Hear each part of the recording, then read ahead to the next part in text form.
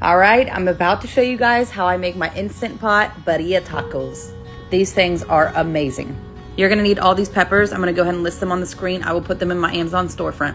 You need to take the seeds out of each single pepper, clean them out real good. Then cut your chuck roast into cubes. And this is the kind of cheese you want. I got it from Walmart. Shred that up real good. And go ahead and put your Instant Pot on saute. Add you some oil in there and all of your peppers. And then you're gonna go in with about a teaspoon of sesame seeds.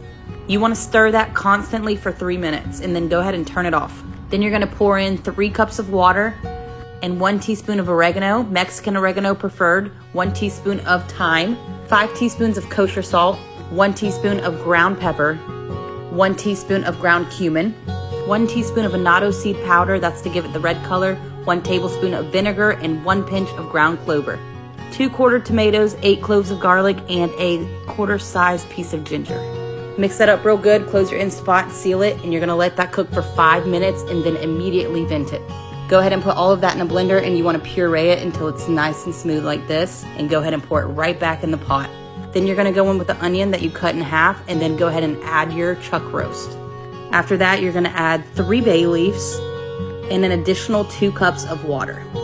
Give that a good mix, go ahead and put on your lid, seal it up, cook that for 50 minutes straight. Once it's cooked for 50 minutes, let it sit for 20, then vent it.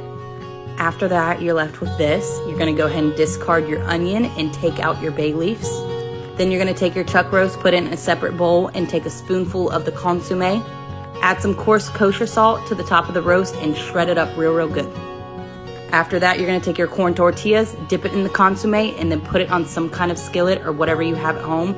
Add your cheese, add your meat, and then it's optional. You can add the onion and cilantro, and then go ahead and close that up. And you're gonna repeat that process over and over. And if you do not like the cilantro and onion, which I don't really prefer inside of it, you can just do it with the cheese and the meat. You wanna flip it until it's nice and pretty like this, and then go ahead and remove it. Add some consomme in a bowl, and then go ahead and put onion and cilantro in there if you please. You do not have to, and I also put the onion and cilantro on top of my tacos. I also top my tacos with lime. I forgot to show that, but put some lime on them, dip them in the consomme, and you are good to go.